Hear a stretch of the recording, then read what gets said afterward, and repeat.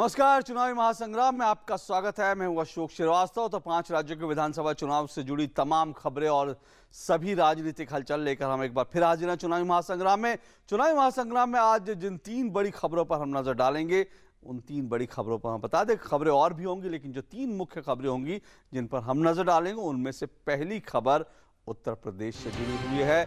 और पहली खबर जो है वो अखिलेश राहुल का साथ मुलायम सिंह को नहीं आया रास। कहा, विधानसभा चुनाव में गठबंधन के पक्ष में नहीं करूंगा प्रचार।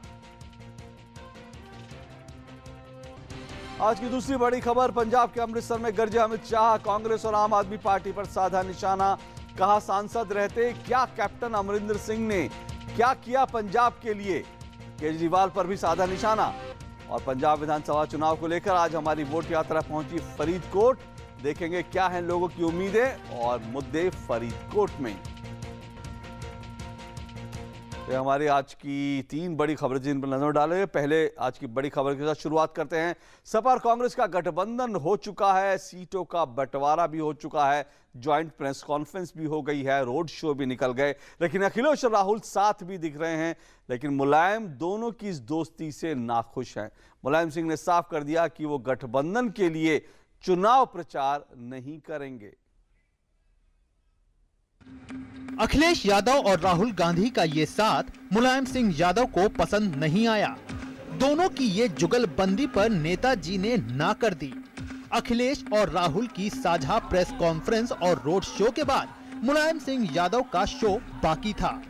दोनों की केमिस्ट्री और भाषणों के बाद मुलायम ने न सिर्फ गठबंधन पर सवाल खड़ा किया, बल्कि साफ कर दिया कि वो गठबंधन के लिए प्रचार नहीं करेंगे। समाजवादी पार्टी और कांग्रेस के चुनावी समझौते के मैं खिलाफ हूँ और मैं इस समझौते के पक्ष में प्रचार नहीं करूँगा, क्योंकि समाजवादी पार्टी ने जो कई ऐसे मुद्दे हैं जिनके खिलाफ हमें संघर्ष करना पड़ा। मुलायम के बयान के बाद अखिलेश भी सख्ते में आ गए। जब एटा में अखिलेश जनता के बीच पहुंचे तो एक बार फिर से नेताजी के नाम पर सब ऑल इज वेल की दलील देते नजर आए। आप ही बताओ, गठबंधन हुआ तो बताओ आपका मनोबल बढ़ गया कि नहीं बढ़ गया। सरकार बनेगी तो सबसे ज्यादा सम्मान अगर किसी का बढ़ेगा तो नेताजी का सम्मान बढ़ेगा। ये पार्टी बच गई, साइकिल बच गई, बताओ पार्टी बची कि नहीं बची। ये पहला मौका नहीं है जब अखिलेश और मुलायम सिंह यादव के तल्ख रिश्ते जग जाहिर हुए हों। जब सपा में अंदरूनी घमासान चल रहा था, जब बातचीत पटरी पर आने की बात सामने आती तो मुलायम लखनऊ छोड़ दिल्ली आ जाते। साइकिल किसके पास जाएगी, इस बात का झगड़ा निपटा तो गठबंधन होना ना होने के झगड़े में मुलायम ने अपनी राय साफ कर दी। सपा के मैनिफेस्टो जारी होने के मौके पर भी मुलायम गायब रहे। ये उनकी व्यक्तिगत विचारधारा है। समय बदल गया, पार्टियां बदल गईं, परिस्थितियां बदल गईं। परिस्थितियों को देखते हुए आज राष्ट्रीय अध्यक्ष जी ने ये अलायंस कांग्रेस के साथ किया है। अखिलेश और राहुल की दोस्ती पर मुलायम के झटके के बाद बीजेपी दोनों पार्टियों के गठबंधन को बेमेल करार दे रही है। शायद उन्हें इस बात का ज्ञान नहीं है कि जो गंगा और जमुना का जहाँ मिलन होता है संगम में, वहीं सरस्वती विलुप्त हो जाती है। तो इससे साफ है कि सपा कांग्रेस के गठबंधन से विकास तो अब विलुप्त हो गया। सांप्रदायिकता और जातीयता की राजनीति शुरू करके वो एक तुष्टीकरण की राजनीति करना चाहते हैं। अखिलेश ने जब पहली बार गठबंधन को लेकर सकारात्मक रुख दिखाया और 300 से ज्यादा सीटें आने का दावा कर दिया तो मुलायम ने फौरन इसका खंडन किया। उस समय राष्ट्रीय अध्यक्ष रहते हुए मुलायम ने साफ किया था कि सपा का किसी से गठबंधन नहीं होगा, अगर होगा तो पार्टी में विलय ही होगा। लेकिन मुलायम के अब पार्टी में संरक्षक बनाए जाने के बाद अखिलेश सर्वे सर्वा हो चुके हैं। Bureau report, DD news. तो मुलायम सिंह ने सिर्फ विरोध ही नहीं जताया, यही नहीं कहा कि मैं प्रचार नहीं करूंगा, बल्कि साथ साथ अब खबर यह भी आ रही है कि मुलायम सिंह ने अपने तमाम समर्थकों से यह कह दिया है कि जिन 105 सीटों पर कांग्रेस चुनाव लड़ रही है इस सपा गठबंधन और कांग्रेस के गठबंधन में, उन 105 सीटों पर मुलायम सिंह अपने उम्मीदवार उतारेंगे।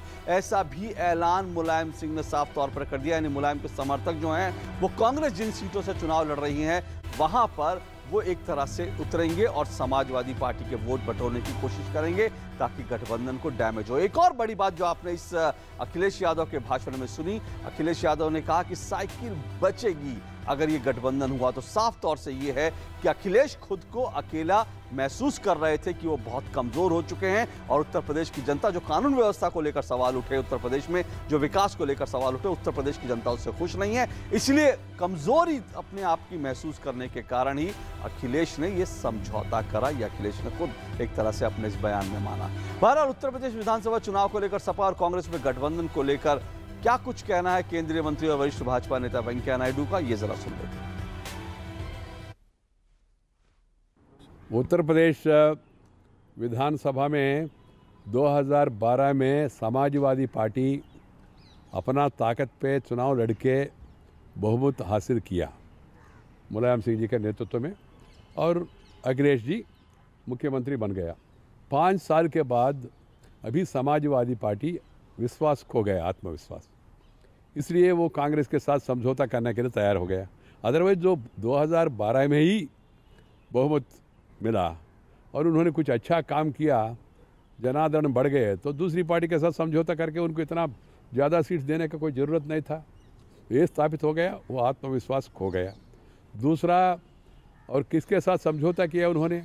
जो कांग्रेस पार्टी देश को बर्बाद किया है, जिस कांग्रेस पार्टी ने देश में भ्रष्टाचार बढ़ाया, देश को नुकसान पहुंचाया, देश में स्कैम स्कैंडल राज चलाया, ऐसी कांग्रेस पार्टी के साथ उत्तर प्रदेश का समाजवादी पार्टी समझौता किया।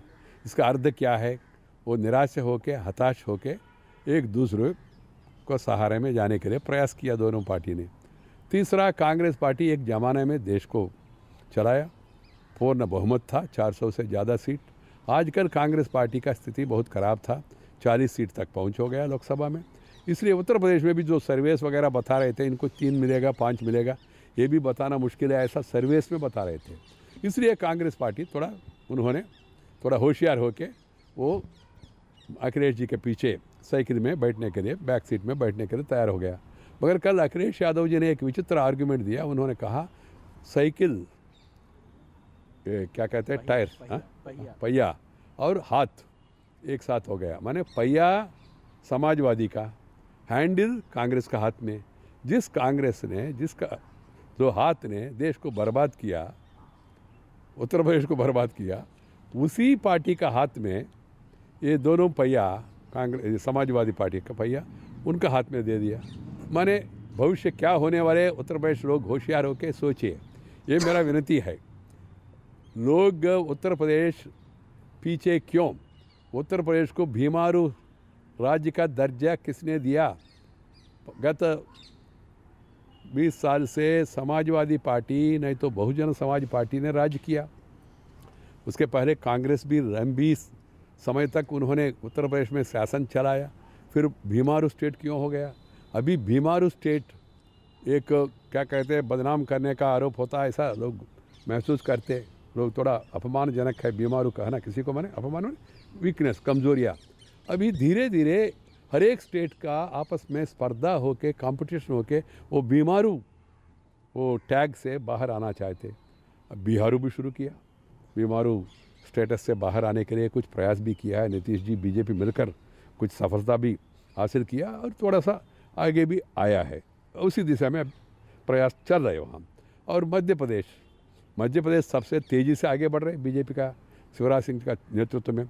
अभी एग्रीकल्चर ग्रोथ मध्य प्रदेश में 22% है, रिकॉर्ड है, ऐतिहासिक। और छत्तीसगढ़ आगे बढ़ रहे, झारखंड आगे बढ़ गया।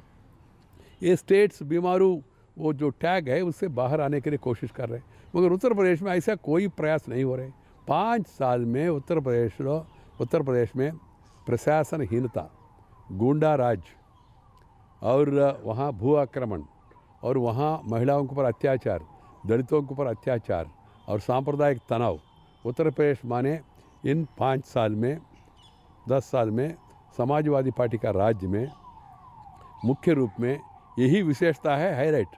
वहाँ विकास का कोई चीज़ है ही नहीं। चर्चा करने कोई केवल बड़ा बड़ा एडवर्टाइजमेंट दे के, विज्ञापन दे के अखबारों में 2 पेज का 3 पेज का और प्रमोटिव एड्स दे के आप गुमराह नहीं सकते। दिल्ली वालों को गुमराह सकते आप, बिकॉज बड़ा बड़ा विज्ञापन दे रहे हैं आप। मगर उत्तर प्रदेश वासी वहाँ जो मौलिक सदुपाय का निर्माण में भी कमी है, बिजली का समस्या है, पानी का समस्या है, सिंचाई का समस्या है, सड़क का समस्या है वहाँ, और शिक्षा का समस्या है, और लॉ एंड ऑर्डर का समस्या है। इसलिए मेरे ख्याल से इसलिए अखिलेश ने अपना विफलता को स्वीकार करके अखिलेश जी ने राहुल जी को साथ मिलकर अपना पहिया इनका हाथ में दे दिया है, ऐसा मैं विश्वास करता हूँ। इसलिए आपने देखा होगा मुलायम सिंह जी जिन्होंने समाजवादी पार्टी का स्थापना किया, बहुत मेहनत करके अपना तरीका से पार्टी को यहाँ तक लाया, लोकसभा में पहले और राज्यसभा में उनका संख्या बढ़ाया। मगर ऐसी व्यक्ति को इन लोगों ने अनदेखा करके अब ऐसे व्यक्ति बता रहे मैं इस गठबंधन को प्रचार नहीं करूँगा, ऐसा उन्होंने कहा।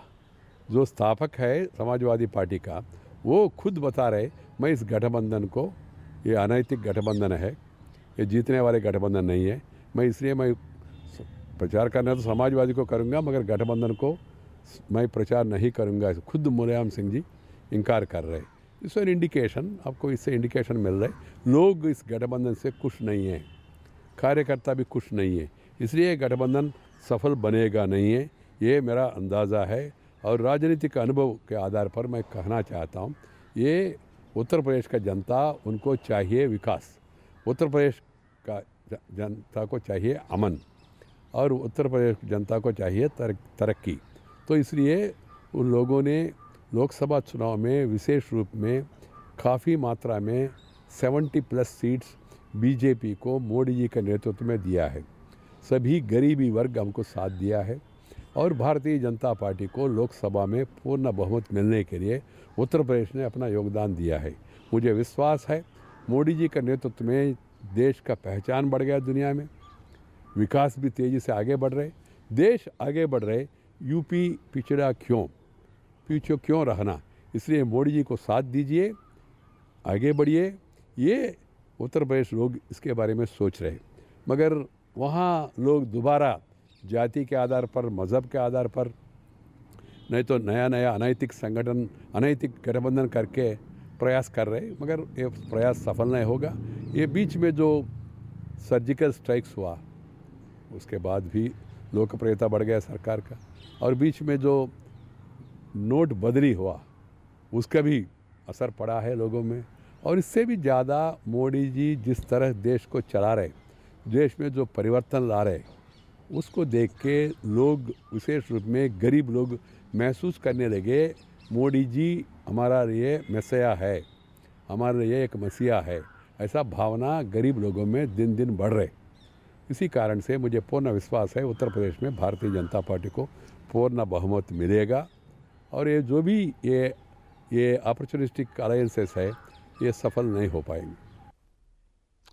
केंद्रीय मंत्री वेंकैया नायडू को आप सुन रहे थे, और चुनावी महासंग्राम में वक्त एक छोटे से ब्रेक का है। ब्रेक के बाद खबरों का सिलसिला जारी रहेगा। सब लोग जाग रहे हो तो सोने चली आई?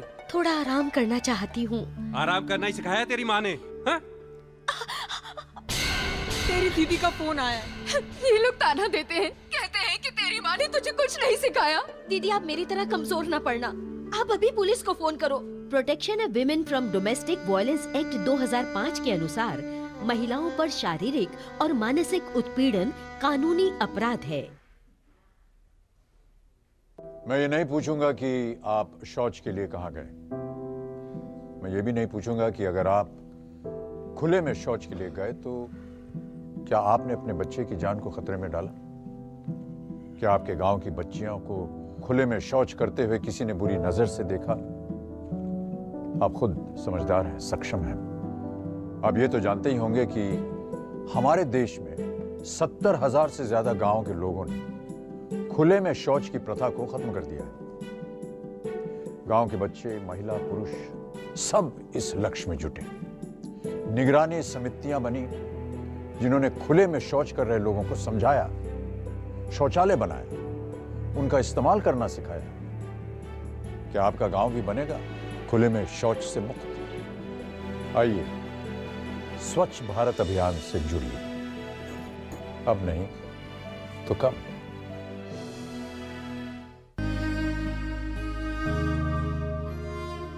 क्या बात है राशिद, फर्स्ट डिवीजन में पोस्ट ग्रेजुएशन करने के बाद भी तुम उदास हो? लेकिन सर वो सोच रहे होगे कि खर्चा कहाँ से आएगा? हाँ, चिंता मत करो, क्योंकि अब तुम्हारे साथ है Maulana Azad national fellowship. Fellowship हमारे लिए सर? हाँ, तुम्हारे लिए और अल्पसंख्यक समुदाय के उन स्टूडेंट्स के लिए जिनकी सालाना पारिवारिक आय 2.5 लाख रुपए से कम है और जिन्होंने किसी भी सरकारी विश्वविद्यालय से जूनियर रिसर्च फेलोशिप या एमफिल के लिए आवेदन दिया। मदद हमारी, मंजिल आपकी। लाइफ है प्यारी सी, जी लो हंसी खुशी हो, प्लानिंग करो अब लाइफ की। LIC के न्यू एंडोमेंट प्लान में पाइए बचत के साथ सुरक्षा भी। सेविंग्स करो, इंश्योरेंस पाओ, घर अपने खुशियाँ ले आओ। आपकी अघोषित आय की घोषणा लिखेगी एक नई कहानी, पढ़ेगा हर बच्चा शिक्षा की ओर और मिलेगा सबको अन्न हर रोज। साकार होगी हर गरीब की उम्मीद, स्वास्थ्य सेवाएं पाएंगे जरूरतमंद मरीज। सर्दियों में फुटपाथ पर सोने वालों को देगा ये एक छत की गर्माहट, मासूम चेहरों पर लाएगा ये खुशियों की मुस्कुराहट। कराधान और निवेश व्यवस्था के द्वारा प्रधानमंत्री गरीब कल्याण योजना 2016 में निवेश करके निर्धनों की सहायता करें एवं स्वयं को काले धन के बोझ से मुक्त करें। योजना 31 मार्च 2017 तक लागू। इस योजना में अघोषित आय का 25% अनिवार्य रूप से 4 वर्ष के लिए बिना ब्याज जमा कराना होगा तथा अघोषित आय का कुल 49.90% कर, सरचार्ज तथा शास्ती के रूप में भुगतान करना होगा। अधिक जानकारी के लिए आयकर विभाग की वेबसाइट www.incometaxindia.gov.in पर जाएं। आयकर विभाग द्वारा जनहित में जारी। चुनावी महासंग्राम में आपका एक बार फिर स्वागत है। बसपा सुप्रीमो मायावती ने पंजाब के फगवाड़ा में रैली को संबोधित किया। इस मौके पर उन्होंने मांग की कि केंद्र और राज्य की सरकारें ऐसी नीति बनाएं जिससे आम जनता को समस्याओं से छुटकारा मिल सके। शुरू से ही हमारी पार्टी केंद्र व राज्यों की सरकारों से हर स्तर पर ऐसी नीति अपनाने की लगातार ये मांग करती आ रही है कि देश में कुछ गिने चुने पूंजीपतियों का विकास होने की बजाय यह गरीब आम आदमी का विकास होना चाहिए।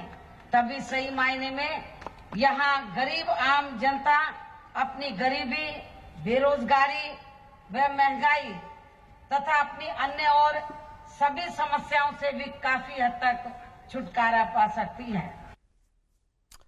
और आज हमारी वोट यात्रा पहुंची पंजाब के फरीदकोट में, तो लिए चलते हैं आपको इस यात्रा पर।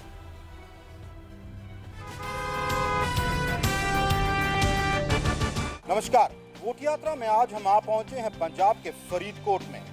बाबा फरीद के नाम पे बसा ये शहर फरीदकोट पंजाब का एक सूफियाना शहर है, लेकिन हाल में यहाँ काफी कुछ अफसोसनाक हुआ। सिखों के धर्म ग्रंथ गुरु ग्रंथ साहिब की बेअदबी हुई, उसके बाद लोगों में रोष फैला, पुलिस फायरिंग में 2 युवाओं की मौत भी हुई। सियासतदानों ने उस पर रोटियां भी सेकी, कुछ सियासतदानों ने उसमें सांप्रदायिकता का जहर घोलने की कोशिश की। आज हालात कुछ बदले हैं, आइए हम लोगों से बात करते हैं और आवाम से जानने की कोशिश करते हैं कि उनके मुद्दे क्या हैं, फरीदकोट की जमीनी हकीकत क्या है।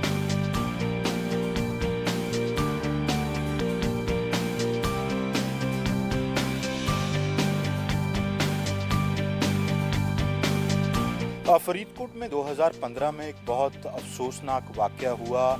सिखों के धर्म ग्रंथ गुरु ग्रंथ साहिब की बेअदबी हुई, उसके बाद लोगों में रोष फैला, पुलिस फायरिंग हुई, यहीं से कुछ दूर 2 लोगों की मौत भी हुई। तो क्या यहाँ की आवाम जो है उसमें ये एक बड़ा मुद्दा है, इन चुनावों में ये एक मुद्दा रहेगा? जो धर्म के साथ आदमी जुड़ा होता है, धर्म के साथ हरेक, चाहे वो हिंदू हो, चाहे मुसलमान हो, सिख हो, ईसाई हो, सबकी एक आस्था होती है। ये आस्था धर्म के साथ होने के कारण ये जो गुरु ग्रंथ साहब की बेअदबी हुई है, वो आस्था को ठेस बहुत ज़्यादा हुई है। वो ठेस के कारण अभी तक जो कल्प्रेट है, जो दोषी है, अभी तक वो पकड़ा नहीं गया। फरीदकोट के निवासी हैं। मालवा पंजाब की सियासत डिसाइड करता रहा है, सबसे ज़्यादा सीटें हैं।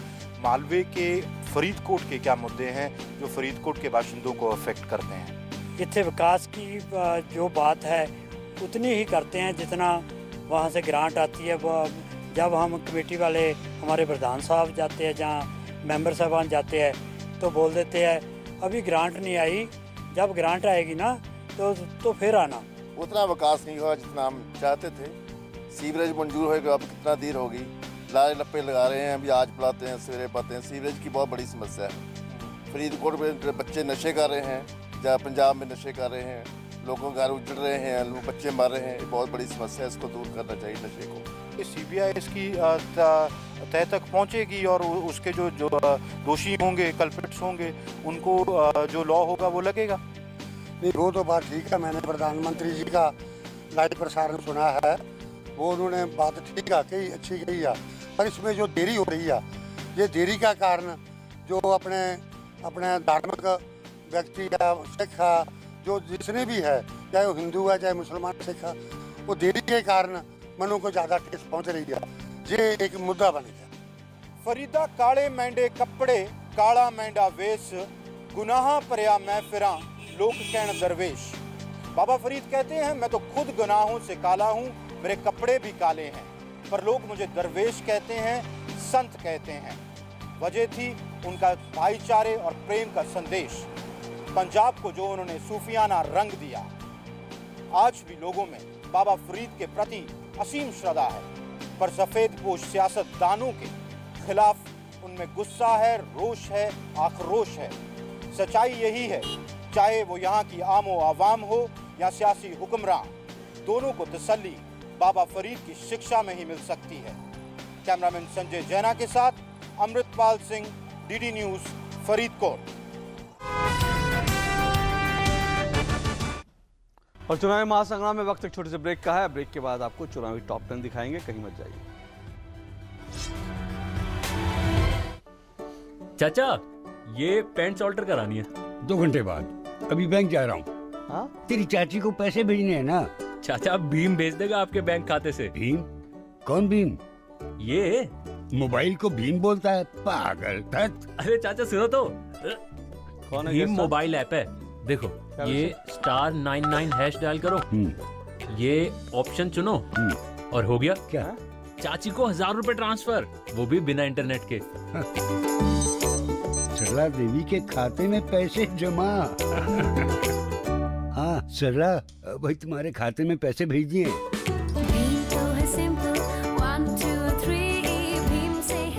भीम ऐप डाउनलोड करें, पर अपने मोबाइल नंबर को बैंक खाते से जोड़ना ना भूलें।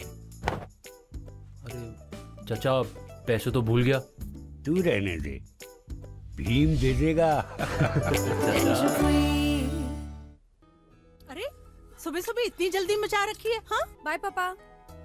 आप में से कौन कौन विदेश में हायर स्टडीज के लिए लोन लेना चाहता है? मैडम इंटरेस्ट कितना होगा? जो भी अल्पसंख्यक स्टूडेंट विदेश में post graduate diploma, masters, MPhil, PhD जैसी हायर स्टडीज के लिए लोन लेना चाहता है, उसके इंटरेस्ट पर सरकार सब्सिडी दे रही है। यानी आपके एजुकेशन लोन का इंटरेस्ट अब सरकार चुकाएगी। मदद हमारी, मंजिल आपकी। बड़ी परेशान लग रही हो? कुछ समझ नहीं आ रहा। पहले तो शहर बदला, घर बदला, और अब यहाँ आधार में पता भी बदलना पड़ेगा। नाम में सुधार या पता इत्यादि बदलना इंटरनेट से घर बैठे संभव है। तुम जो मोबाइल नंबर इस्तेमाल कर रही हो वो आधार में रजिस्टर्ड तो है ना? अब आधार की वेबसाइट uidai.gov.in पर जाकर नया एड्रेस टाइप करके अपना एड्रेस प्रूफ अपलोड कर दो। ये तो सचमुच आसान है। मेरी परेशानियों का समाधान, मेरा आधार, मेरी पहचान। पेट्रोलियम पदार्थ सीमित हैं और जल्द ही खत्म हो जाने वाले हैं, इसीलिए इन दुर्लभ पदार्थ को बचाना ज़रूरी है। LPG बचाने के लिए प्रेशर कुकर का इस्तेमाल करें। PCRA द्वारा बताए गए साधारण टिप्स अपनाइए। आइए दोस्तों, हम ईंधन बचाएं और देश की प्रगति में हाथ बटाएं। PCRA का एंड्रॉइड ऐप डाउनलोड करें और LPG बचत के उपाय जानें। पेट्रोलियम संरक्षण अनुसंधान संघ, भारत सरकार द्वारा जनहित में जारी।